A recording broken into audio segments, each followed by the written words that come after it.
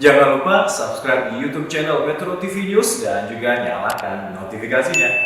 Pemirsa, terima kasih Anda masih bersama kami di Metro Pagi Prime Time. Guna memperlancar arus mudik Lebaran 2022, pihak Jasa Marga akan mengantisipasi kepadatan di gerbang tol dengan mengoptimalkan gardu miring dan mobile rider sehingga transaksi pengguna jalan tol menjadi lebih cepat. Jasa Marga juga akan menempatkan para petugas di titik kepadatan serta akan berkoordinasi dengan polisi untuk melakukan rekayasa lalu lintas.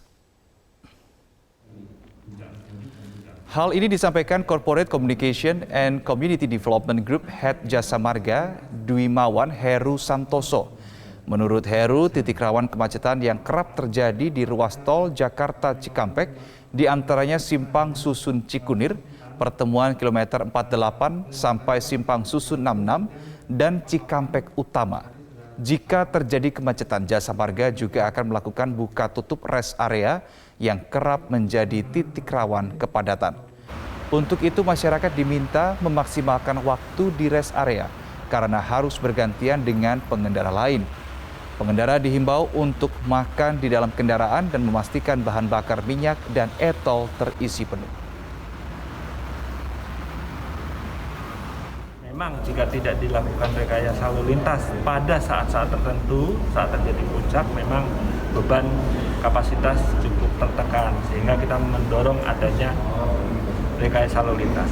Bisa itu kontraflow, bisa itu one way, dan itu merupakan diskresi dari kepolisian. Itu yang dilajur. Ya, kami juga menambah kapasitas pelebaran di Jalan Tol Jakarta Cikampek menuju arah Jakarta dari kilometer 61 ya sampai kilometer 49 ya, itu akan bisa digunakan pada saat arus balik nanti ya, nambah dari 3 menjadi 4 lajur ya. Kemudian juga memfungsikan Jalan Tol Jakarta Cikampek Selatan yang sedang dalam progres proyek atau pembangunan khusus dari Sadang sampai dengan Kota Negara, itu seksi 3 sekitar 8 kilo ya Pak ya. Nah, itu juga akan membantu mengurangi kepadatan di Simpang Susun Dabuan. Demikian.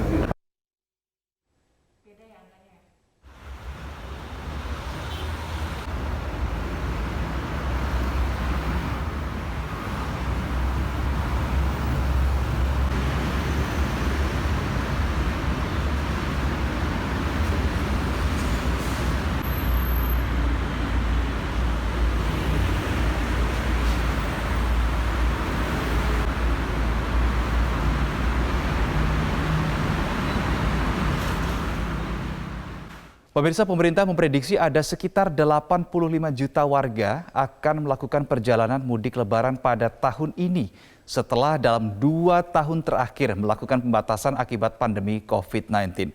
Lalu bagaimana antisipasi yang dilakukan agar pelaksanaan mudik tahun ini berjalan lancar dan bagaimana kemudian jumlah angka para pemudik? Kami akan coba jabarkan sejumlah data yang telah kami rangkum, pemirsa. Sejumlah data yang pertama ini adalah prediksi jumlah pemudik Lebaran 2022. Ini kami dapatkan informasinya dari Kementerian Perhubungan. Secara total keseluruhan akan ada perkiraan 85,5 juta orang yang akan melakukan perjalanan mudik di tahun 2022 ini. Nah, rinciannya ini adalah beberapa daerah dengan jumlah pemudik terbanyak. Kita lihat di Provinsi Jawa Timur ini ada sebanyak 14,6 juta orang yang akan melakukan perjalanan mudik. Kemudian di wilayah Jabodetabek ada sekitar 14,3 juta orang yang akan melakukan perjalanan mudik. Provinsi Jawa Tengah sebanyak 12,1 juta orang dan wilayah Sumatera Utara sebanyak 4 juta orang. Sekali lagi ini adalah sampling 4 wilayah dengan jumlah pemudik yang terkategori tinggi. Berikutnya kita akan menuju ke slide terkait dengan syarat protokol kesehatan yang harus dipenuhi. Karena ini menjadi syarat wajib yang juga disampaikan oleh Presiden Joko Widodo. Salah satunya adalah para pemudik ini harus sudah mendapatkan suntikan vaksin COVID-19 dosis ketiga atau vaksin booster. Kemudian bagi masyarakat yang berkepentingan atau harus melakukan perjalanan mudik tetapi belum mendapatkan vaksin dosis ketiga atau vaksin booster, Ibaratnya kalau Anda baru mendapatkan vaksin COVID-19 2 dosis, maka Anda diwajibkan untuk mengantongi hasil negatif antigen. Dan ini berlaku 1 kali 24 jam. Sementara kalau Anda baru mendapatkan vaksin COVID-19 dosis pertama pemirsa, atau Anda merupakan penderita komorbid penyakit tertentu, maka Anda wajib memiliki hasil negatif tes PCR yang berlaku 2 kali 24 jam. Tetapi bagi Anda penderita komorbid atau memiliki beberapa komorbid, Anda wajib mengantongi juga surat keterangan dari dokter. Kemudian bagi anak di bawah 6 tahun, ini ada persyaratannya yaitu ada pendampingan yang sudah vaksinasi lengkap alias sudah vaksin 2 dosis. Itu adalah protokol kesehatan yang harus dipatuhi oleh masyarakat pada arus mudik 2022 ini. Kemudian ada sejumlah titik rawan kemacetan pemirsa yang dipetakan oleh aparat terkait. Ada sedikitnya 8 titik yang kami pantau di sini. Yang pertama adalah di kawasan Jakarta Cikampek, kemudian Pejagan Prupuk Jawa Tengah, Jalan Tol Merak Banten, Jalan menuju Bakahuni Lampung, Gerbang Tol Cikande, kemudian ada juga titik di KM 57 jalur AB Jakarta Merak, berarti ini di kedua sisi, baik menuju Jakarta maupun menuju Merak. Kemudian arteri Bawen, Salatiga, dan Kartasura, dan terakhir adalah Magelang, Yogyakarta. Santer diberitakan pemirsa bahwa polisi memiliki strategi khusus untuk mengurai atau mengurangi volume kendaraan, mengurangi potensi kemacetan yang terjadi pada arus mudik 2022 ini. Seperti apa? Kita akan menuju ke slide berikutnya.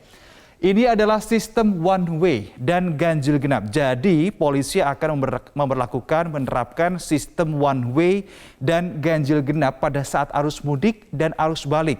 Yang kita bahas di sini pemirsa adalah di arus mudik terlebih dahulu.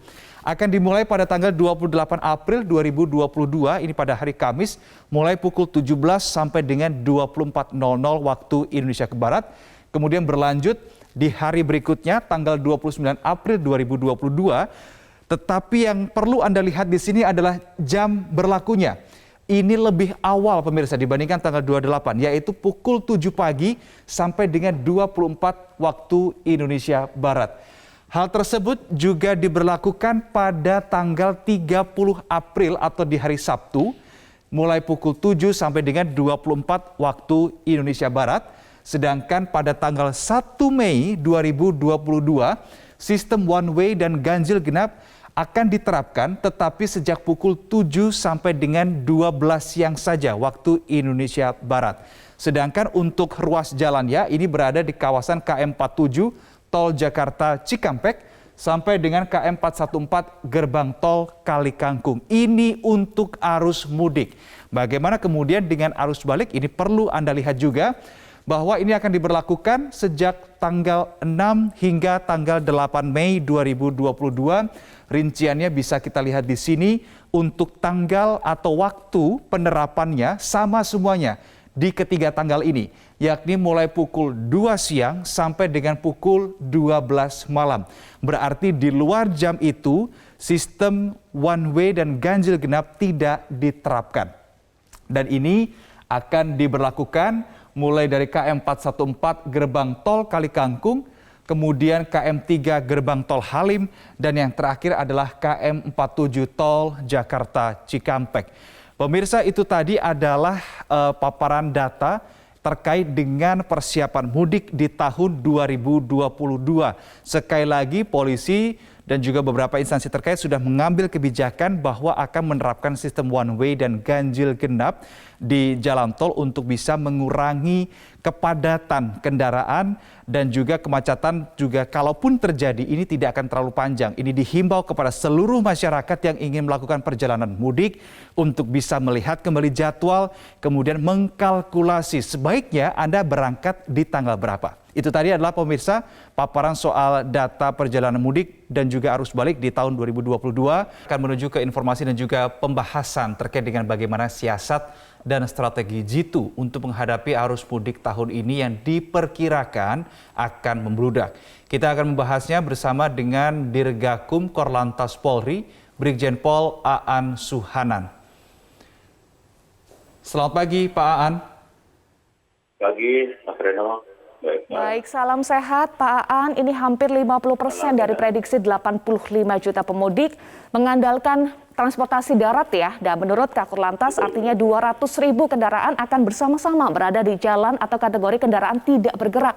Lalu bagaimana rekayasa atau pola pengaturan arus mudiknya nanti, Pak Aan? Ya, baik. Jadi dengan hasil survei yang dilaksanakan oleh Menteri Perhubungan, kita tentu harus menambah kapasitas jalan. Artinya kita harus melakukan rekayasa lalu lintas dengan menambah kapasitas jalan, baik itu kontraflow maupun one way.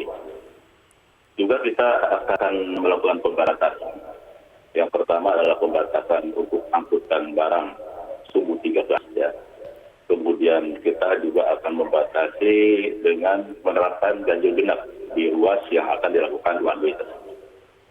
Kemudian strategi berikutnya kita juga mengajak masyarakat ini untuk menjadi subjek, tidak hanya objek dalam pelaksanaan mudik Lebaran ini.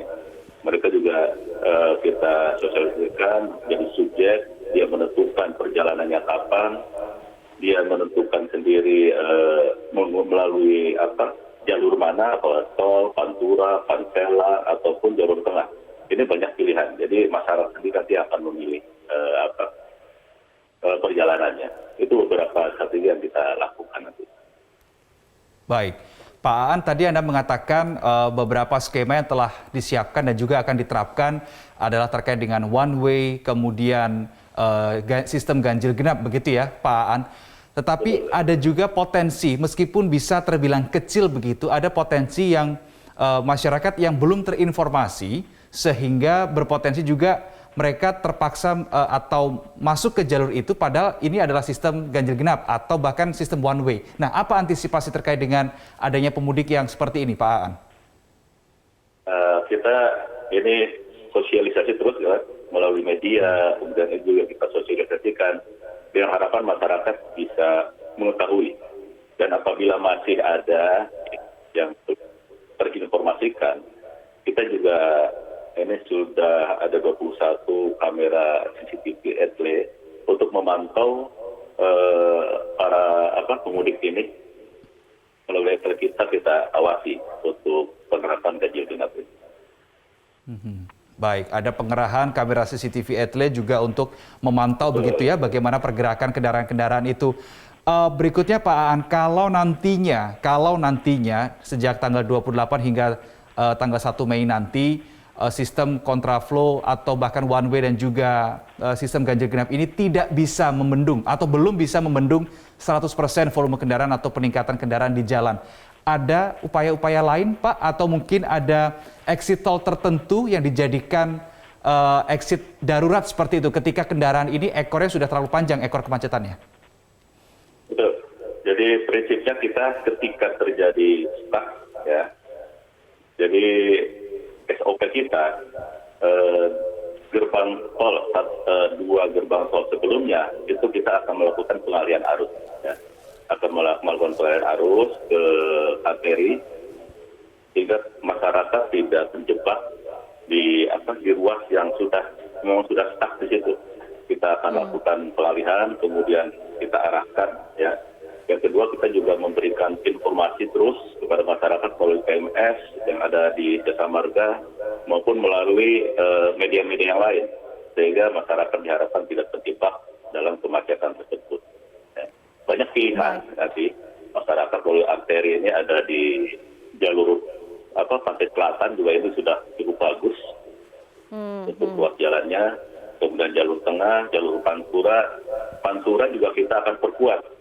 Petugas kita akan perkuat di sana karena dengan adanya one way nanti ini Pantura juga akan berat ya, sehingga perlu penambahan personil, kemudian rekayasa lalu lintas di sepenggal Pantura tersebut bisa saja nanti dilakukan one way di Pantura one way sepenggal saja untuk menghindari kemacetan yang lebih parah.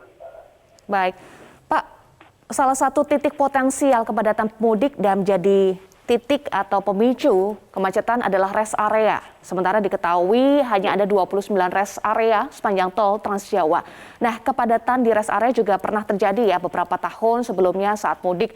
Lalu bagaimana skenario antisipasi yang dilakukan, Pak? Yang pertama kita akan ada beberapa rest area yang akan kita tutup ya. Rest area tipe C itu yang hanya memuat tidak lebih dari 50 kendaraan kita akan tutup. Ini. Kemudian kita akan lakukan buka tutup, ya, tutup rest area tipe A maupun tipe B. Kemudian apabila itu sudah tidak menampung, kita akan mengalihkan ke exit tol terdekat dan kita sudah melakukan koordinasi juga dengan jajaran untuk menyiapkan rest area di sekitar pintu keluar tol ini.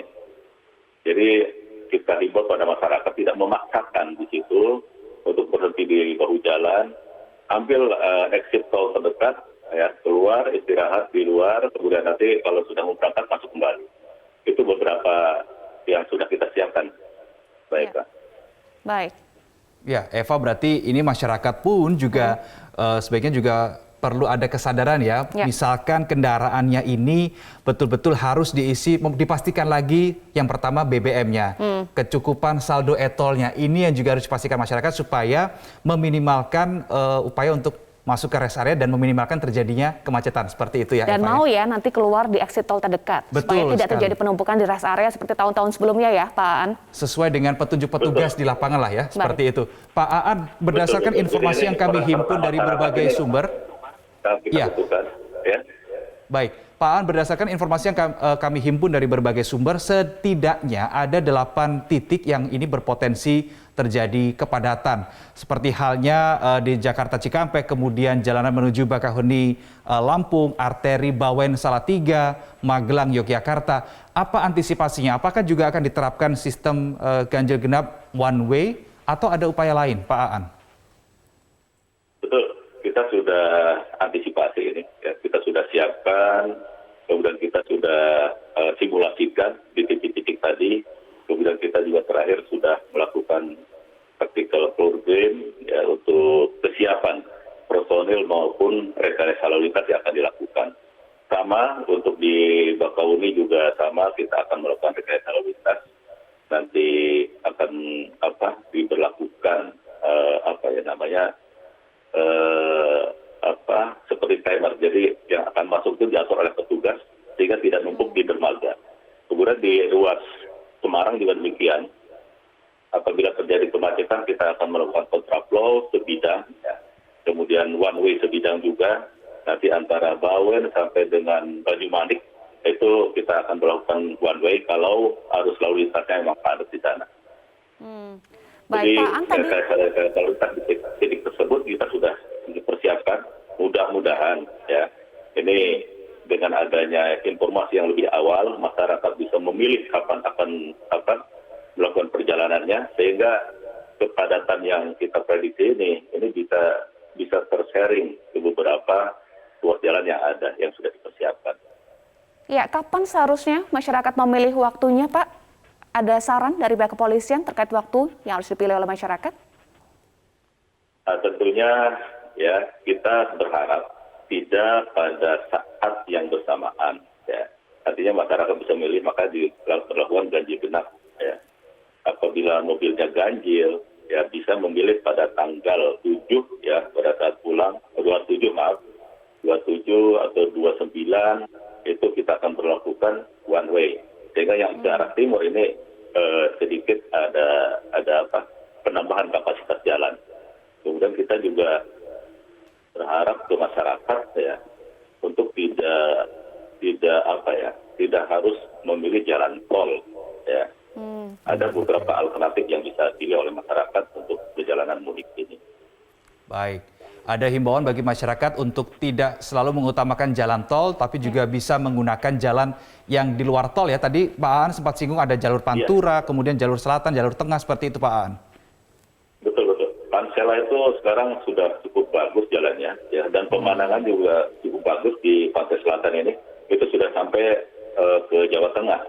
Itu bisa menjadi alternatif perjalanan dari Bandung mungkin ya, Jakarta, Banten itu bisa melalui jalan selatan.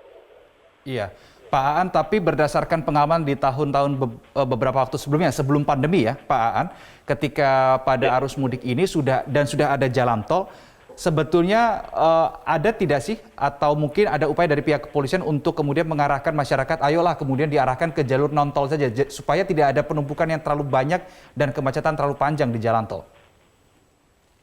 Ya, ini kita terus sosialisasikan ya, tapi kan kembali kepada pilihan masyarakat ya, kepada pilihan masyarakat. Makanya kami strategi tahun ini kita ingin masyarakat ini menjadi subjek daripada pelaku perjalanan mudik ini, sehingga masyarakat dengan informasi yang kita berikan lebih awal ini akan tahu, akan bisa memilih jam-jam kapan, kemudian jalur-jalur mana saja yang akan mereka pilih, sehingga tidak serentak ya, tidak dalam waktu yang bersamaan, tidak dalam ruas jalan yang sama.